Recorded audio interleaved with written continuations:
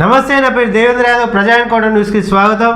ఏదైతే తెలంగాణ రాష్ట్రంలో గ్రామ సర్పంచ్ ఎలక్షన్లు అయితే కొనసాగుతూనే ఉన్నాయి.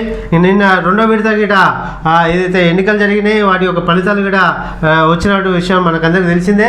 అయితే తెలంగాణ రాష్ట్రంలో 11-12 శతాబ్దాల నుంచి ఏదైతే కాకతీయ రాజులు నిర్మించినటువంటి ఐనవాల టెంపుల్ అందరికీ సుపరిచితమే.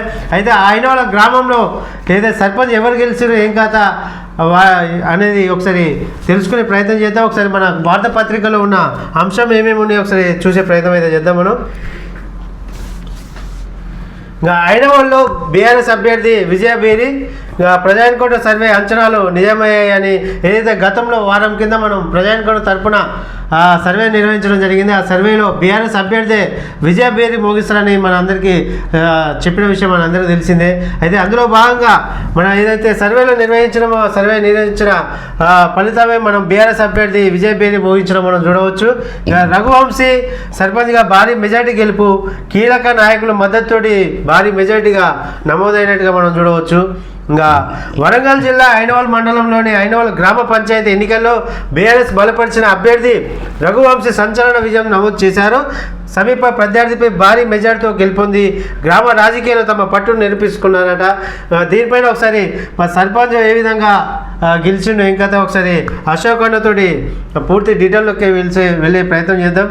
చెప్పండి అనే రఘువంశీ మొత్తానికి అయితే ఐనవాల్ గ్రామంలో ఏదైతే ప్రతిష్టాత్మక 11-12 దశాబ్దాల ఏదో కాకతీయ రాజుకులు ఇది నిర్మాణం చెప్పినటువంటి టెంపుల్ అక్కడ గ్రామ పంచాయతీలో మరి ఎట్లా విశ్లేషించగలుగుతాం మనం? ఇప్పుడు బీఆర్ఎస్ తరఫున రఘువంశిని బలపరిచారు. కాకపోతే ఏంటంటే బీఆర్ఎస్ తరఫున రఘువంశిని ఒక ఎడ్యుకేటెడ్ పర్సన్గా, తర్వాత పొలిటికల్ సైన్స్ అండ్ అడ్మినిస్ట్రేషన్లో డిగ్రీ తీసుకున్న అబ్బాయి. అతన్ని ప్రజలు చాలా నమ్మి అతన్ని ఆ విజయాన్ని అందించారు. ప్రజలు నమ్మి దాన్ని వంశీ గారు కూడా దాన్ని నిలబెట్టుకోవాలి.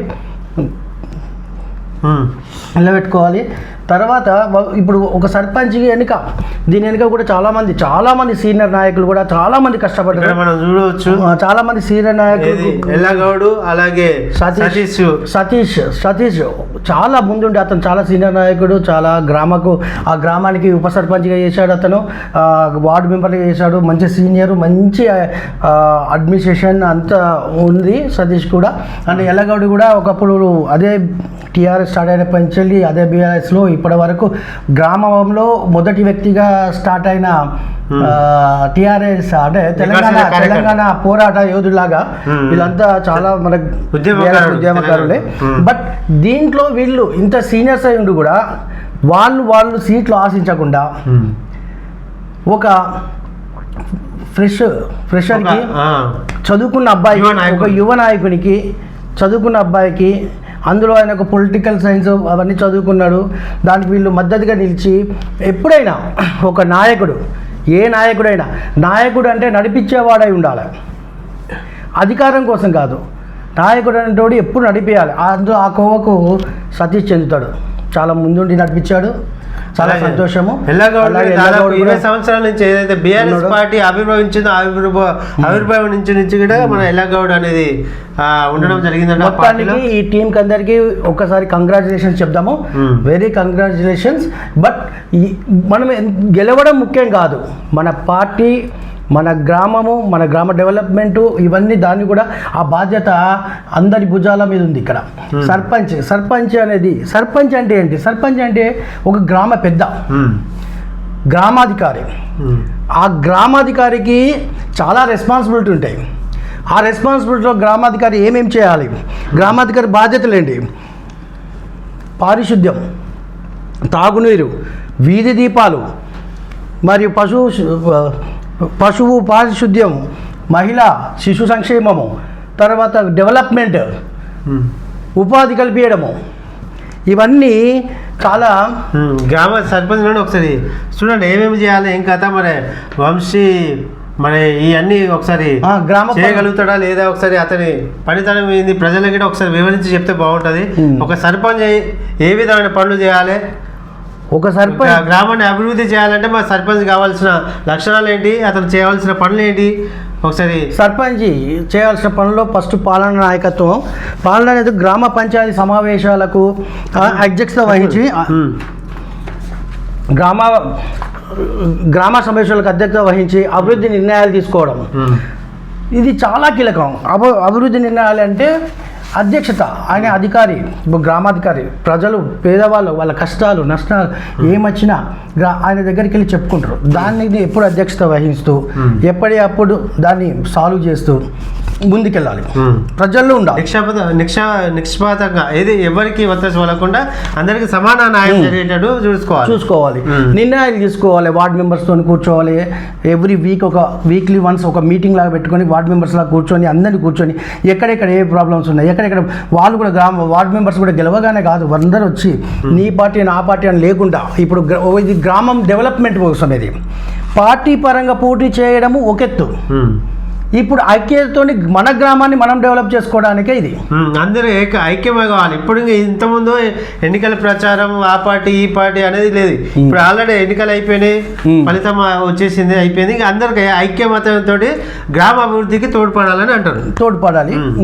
ఇప్పుడు నెక్స్ట్ మనకి ఫండ్స్, స్టేట్ ఫండ్స్ వస్తాయి, సెంట్రల్ ఫండ్స్ వస్తాయి. స్టేట్ ఫండ్స్, సెంట్రల్ ఫండ్స్ ఇవన్నీ ప్రతి ఒక్కరికి ఎక్కడి నుంచి ఎన్ని ఫండ్స్ ఉన్నాయి, దేనికి యూజ్ చేస్తున్నాం, ప్రతి గ్రామానికి, గ్రామంలో ఉన్న ప్రజలందరికీ తెలిసేటట్టు కూడా ఇప్పుడు ఈ సర్పంచ్ రఘువంశీ చేస్తారని నేను చాలా చాలా చాలా ఎక్స్పెక్ట్ చేస్తున్నాను. అని చెయ్యాలి. ప్రతి రూపాయి, ప్రతి ఖర్చు గ్రామ ప్రజలకు చూపియండి.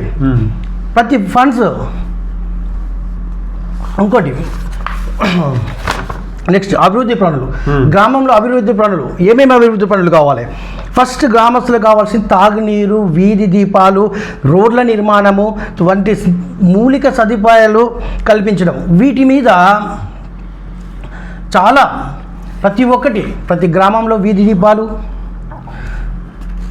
ప్రతి గ్రామంలో వార్డ్ మెంబర్స్ వీధి దీపాలు, దాని తర్వాత తాగునీరు, ఈ రెండు చాలా ఇంపార్టెంట్. ప్రజలకు మంచిగా కలిగేటట్టు, అలాగే ఏదైతే రోడ్ల విషయంలో కానీ, ఏదైతే పైప్ లైన్ విషయంలో కానీ అన్ని ఎంత బడ్జెట్ వచ్చిందో, బడ్జెట్ ఎంత వచ్చింది, ఏం కథ ప్రజలకు వివరించే విధంగా సంవత్సరానికి 4-5 సార్లు సభలు అయితే నిర్వహించాలని చెప్పి మన గ్రామ ప్రజలతో కూడా మీరు నిర్ణయించి మీరు ప్రతిసారి మీరు ఏం చేస్తున్నారు, ఏం చేయబోతున్నారు, మనకి ఎన్ని ఫండ్స్ వచ్చాయి, స్టేట్ నుంచి ఎన్ని ఫండ్స్ రిలీజ్ అయ్యాయి, సెంట్రల్ నుంచి ఎన్ని ఫండ్స్ వస్తున్నాయి, స్టేట్ నుంచి నాకు తెలిసి 60%, 40% సెంట్రల్ నుంచి వస్తాయి ఫండ్స్. తర్వాత సారీ స్టేట్ నుంచి వెళ్ళి వచ్చేది ఫండ్స్ 50% వస్తున్నాయి, 30% సెంట్రల్ నుంచి వస్తాయి, 20% మనము గ్రామంలోని శిస్తులు, తర్వాత గ్రామం హౌస్ ట్యాక్స్లు, వాటి మీద రెవెన్యూ మనం జనరేట్ చేస్తాము. ఆ రెవెన్యూ జనరేట్ చేసిన ప్రతి రూపాయి కౌంట్, మీరు ఎక్కడెక్కడ ఖర్చు పెడుతున్నారు, ఏం చేస్తున్నారు, మీరు ప్రజలకు చెప్పుకుంటూ మీరు చేయండి. ఎప్పటికప్పుడు మీరు ఈ వంతు ఎంత ఖర్చు పెట్టాము, మనకి ఎన్ని ఫండ్స్ వచ్చాయి, దాని మీద మీరు అవగాహన ప్రజలు కల్పిస్తే మీరు ఇంకెన్ని సంవత్సరాలైనా ప్రతిసారి మీరే సర్పంచ్ ప్రజలు మిమ్మల్ని గౌరవిస్తారు. ఈ సర్పంచే కాదు, ఈ సర్పంచ్ నుంచి పై స్థాయికి ఎదుగుతారని చెప్పి మేము ప్రజా ఎన్కౌంటర్ అయితే మొత్తానికి అయితే ప్రజా ఎన్కౌంటర్ సర్వే అయితే మనం చూసినా, ఒకసారి సర్వేలో ఏ విధంగా చేసినా ఒకసారి చూద్దాం. సర్వే అంచనాలు నిజమయ్యాయి. గతంలోనే ప్రజా ఎన్కౌంటర్ న్యూస్ తరపున అద్దెంకి అశోక్ నిర్వహించిన సర్వే కథనంలో ఈ ఎన్నికల ఫలితాన్ని ముందే అంచనా వేసింది. వారి సర్వే రిపోర్ట్ ప్రకారం ఫలితాలు వెలువడటం మీడియా సర్వేల ప్రాముఖ్యతను, విశ్వసనీయత మరోసారి చాటి చెప్పింది. ఏదైతే అద్దెంకి అశోక్ ఆధ్వర్యంలో నిర్వహించినటువంటి సర్వేలో భాగంగా ఏదైతే అప్పుడు సర్వేలో మాకు రిపోర్ట్ వచ్చిందో, ఆ రిపోర్టు ఆ అంచనాలకు తగ్గట్టుగా ఫలితాలు రావడం అనేది శుభపరిణామం. మనం కొన్ని సర్వేలు చేసినామంటే 14 వార్డులలో మనము మన మనుషులను కొందరిని పెట్టుకొని మనం ఏంటంటే బై ఫోన్ సర్వే, కొన్ని ఫిజికల్ సర్వేలు మనం తీసుకుంటే ప్రజలు ఎక్కువ సైడు రఘువంశీకి బాగా బీఆర్ఎస్కు సపోర్ట్ చేస్తున్నారు. కొన్ని వార్డులలో ఏంటంటే గవర్నమెంట్ సైడా లేకుంటే ప్రతిపక్షం సైడా ఎటు ఉన్నా కూడా కొందరిని మనుషులను చూసేశారు. కాకపోతే టోటల్గా చూస్తే బీఆర్ఎస్ హవా అయితే ఎక్కువ పడుతుంది ఐనవల్ గ్రామంలో. బీఆర్ఎస్ 600 మెజార్టీతో గెలిచిండు. అందులో భాగంగా ఏదైతే సీనియర్ నాయకులు ఉన్నారో, సీనియర్ నాయకులు కూడా మద్దతుతోటి భారీ మెజార్టీ గెలుపొందినని చెప్పి కూడా మనం అనుకోవచ్చు. ఇంకోటి ఏంటంటే రఘువంశీ గారు, నేను కూడా చెప్తున్నాను, మీరు ప్రతి డబ్బు మీకు వచ్చే ప్రజలు కూడా ఐనవోల్ గ్రామం ప్రజలు కాదు అందరూ కూడా ఇది వినవలసిందంటే, మీరు ఒక ప్లే స్టోర్, యువత అందరూ ఒక ప్లే స్టోర్లో మేరీ పంచాయత్ రాజ్ అనే ఒక యాప్ ఉంటుంది, మేరీ పంచాయత్. అందులో మీరు మీ గ్రామం పిన్ కోడ్ కొట్టి లాగిన్ అయ్యి మీరు చూడొచ్చు సెంట్రల్ నుంచి ఎన్ని ఫండ్స్ వస్తున్నాయి, స్టేట్ నుంచి ఎన్ని ఫండ్స్ వస్తున్నాయి, తర్వాత వీళ్ళు అప్డేట్ చేసి ట్యాక్స్ నుంచి ఎంత ఫండ్స్ వచ్చాయి, వీళ్ళు ఎక్కడెక్కడ ఎంత ఖర్చు పెట్టారో కూడా మీకు తెలుసు. మీరు క్వశ్చన్ మార్క్ వేయచ్చు యువత. ఇది మీకు గుర్తుంచుకోండి. ప్రతి ప్లే స్టోర్లో మేరీ పంచాయత్ అని ఒక యాప్ ఉంటుంది, ఆ డౌన్లోడ్ చేసుకోండి. ఆ డౌన్లోడ్ చేసుకొని మీకు అడిగే క్వశ్చన్ ఉంది, మీరు గెలిపించుకున్నారు, మీరు అడగండి, మీ డెవలప్మెంట్ మీరు చూసుకోండి. ఈ గ్రామానికి ఎన్ని ఫండ్స్ వచ్చినాయి కదా మొత్తం యాప్లో తెలిసిపోతుంది. అది ఒకసారి మనం అందరూ యాప్ డౌన్లోడ్ చేసుకొని పెట్టుకుంటే. అలాగే ఆరోగ్యం, ఇప్పుడు సర్పంచ్ గారు చేయాల్సిన మేజర్ ఏంటంటే ఆరోగ్యం, పారిశుద్ధ్యం. ఆ గ్రామంలో ఆరోగ్యం, పారిశుద్ధ్యం, అంటువ్యాధులు కానీ, తర్వాత పారిశుద్ధ్యం క్లీనింగ్ కానీ, ఇవన్నీ ఈ పారిశుద్ధ్యం కరెక్ట్ ఉంటే అంటువ్యాధులు కానీ క్లీనింగ్ ఏవి రావు. మనము పరిశుభ్రత, అవేర్నెస్, ప్రజల్లో మీటింగ్ పెట్టి అవేర్నెస్ చేయండి. మీరు ప్రతి వార్డు మెంబరు తిరగండి. చెత్త వేయడం కాదు, మనకి ఇప్పుడు వెహికల్స్ వచ్చాయి, డస్ట్, చెత్త, అన్ని వెహికల్స్ ఏదైతే చెత్త వెహికల్స్ వస్తాయో గవర్నమెంట్ మనకి గ్రామ పంచాయతీ వెహికల్స్, దాన్నే యూజ్ చేయాలి. చెత్తలు బయటపడేది. పల్లెటూరు అయినా కూడా పచ్చదనంగా ఉండాలి. దాన్ని మాత్రం మీరు దీంట్లో బాగా ప్రయారిటీ ఇచ్చి మీరు ఆదర్శమైన గ్రామంగా తీర్చిదిద్దే బాధ్యత వంశీ కృష్ణ గారు తీసుకోవాలని చెప్పి. అలాగే ఆస్తుల పరిరక్షణ, ఏదైతే గ్రామ పంచాయతీ గవర్నమెంట్ ఆస్తులు ఉందో ఆ పరిరక్షణ, కబ్జాలు కాకుండా కానీ పరిరక్షించడము, అది ఒక బాధ్యత మెయిన్ ఇంపార్టెంట్. మనం సంక్షేమ కార్యక్రమాలు, మహిళా మరియు శిశు సంక్షేమ పథకాలు అమలు చేయడము, తర్వాత గ్రామ సభలు నిర్వహించి ప్రజల సూచన కొరకు వాటిని స్వీకరించి అవి ఎలా అమలు చేయాలో కూడా మీరు దయచేసి దాన్ని ప్రజలకు వివరించండి. నేనేమంటున్నానంటే గ్రామ పంచాయతీ దగ్గర వార్డు ఒక వార్డు ప్రజలను ఒక్కొక్క వార్డు లాగా తీసుకొని వాళ్ళ ప్రాబ్లమ్స్ ఏంటి, వాళ్ళకి ఏమేమి ప్రాబ్లమ్స్ ఉన్నాయి, ఆ పరిష్కారాలు ఎప్పుడు అవుతాయి, ఏమవుతాయని ఏంటంటేనే అమలు చేయడం. అది అమలు చేసేది కూడా దానికి ఒక టైం ఇచ్చేయడమా, దానికి ఎలా అమలు చేయడము, ఇమీడియట్గా అమలు చేసేది ఉంటే ఇమీడియట్గా అమలు చేయడము, లేదు అంటే టైం తీసుకుని అమలు చేయడము ఒకటి. ఇంకోటి గ్రామ సమావేశాలు నిర్వహించి ప్రజల సూచనలు స్వీకరించి వాటిని అమలు చేసేలా చూడాలి. రిజిస్ట్రేషన్, జనన మరణాల నమోదులు, విపత్తు నివారణ, వరదలు, అగ్ని ప్రమాదాలు వంటి జరగకుండా చూసుకోవడము, ముందు జాగ్రత్త చూసుకోవడము. ఇంకా మనం ఇంకోటి ఏంటంటే ఇక ఎవరెవరు కీలక నాయకులు మద్దతు చేశారో ఒకసారి చూసే ప్రయత్నం చేద్దాం. కీలక నాయకుల మద్దతు ఈ గెలుపు వెనుక మాజీ ఎమ్మెల్యే ఎర్రబెల్లి దయాకర్ రావు మరియు బీఆర్ఎస్ సీనియర్ నాయకులు ఏ సతీష్ కుమార్, ఎల్లాగౌడ్ అందించిన ప్రోత్సాహం కీలకంగా మారింది. సమిష్టి కృషితోనే రఘువంశీ ఈ భారీ విజయాన్ని నమోదు చేసుకున్నట్టుగా మనం చూడవచ్చు. ఇది ఏదైతే ఐనవోలు గ్రామంలోని భారీ మెజార్టీతో గెలుపొందినటువంటి రఘువంశీ గారికి అయితే ప్రజానికం తరపున అయితే మేము ఒక సూచన అయితే తెలియజేస్తున్నాం.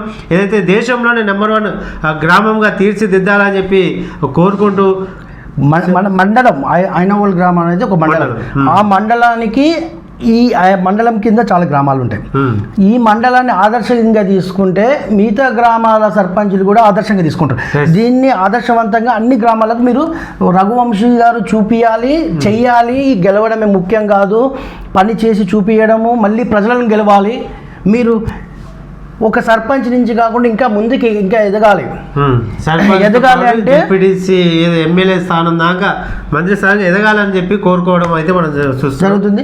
కానీ మాది ఒక అడ్వైజ్ ఏంటంటే ప్రతి రూపాయి, ప్రతి ఖర్చు, ప్రతి డెవలప్మెంట్ కంపల్సరీ మీరు యువత అనేది ఇప్పుడు చాలా అప్డేట్ అయిపోయింది. అందరూ అప్డేట్ అయింది. ఫోన్లలోనే యాప్లు వచ్చాయి. గ్రామానికి ఎంత అమౌంట్ వస్తుంది, ఎంత బడ్జెట్ వస్తుంది, ఎక్కడికి పోతుంది, ఎంత ఖర్చు పెడుతుంది తెలుసు. కాబట్టి దాన్ని మీరు సమర్థవంతంగా ఖర్చు పెడుతూ ఏమేమి చేసిన డెవలప్మెంట్ ఎక్కడెక్కడే ఖర్చు అయింది అని కనీసం మీరు ఇయర్లీ 1 or 2 ఒక మీటింగ్ పెట్టి ఒక స్క్రీన్ లాగా పెట్టుకొని దాన్ని ఎక్స్ప్లెయిన్ చేయండి.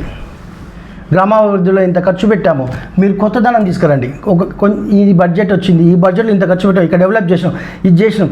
దాని తర్వాత ప్రతి వార్డు మెంబర్ ప్రతి వార్డు మెంబర్లను, మీ కింద వార్డు మెంబర్లను మీరు కంపల్సరీ వాళ్ళందరినీ సేకరించి వాళ్ళ దగ్గర వాళ్ళ వార్డులకి ఉన్న ప్రాబ్లమ్స్ తీసుకొని దాన్ని ఇమ్మీడియట్లీగా రెక్టిఫై చేసి ఇలాంటి చేస్తే మీకు ఇంకా ఎదురు లేదని మేము భావిస్తున్నాము. మీరు యువ నాయకులు చాలా కష్టపడండి, మీరు ఏదైనా చేయగలుగుతారు. ఈ ఏజ్లో ఏదైనా చేయగలుగుతారు, ఏదైనా చేయొచ్చు.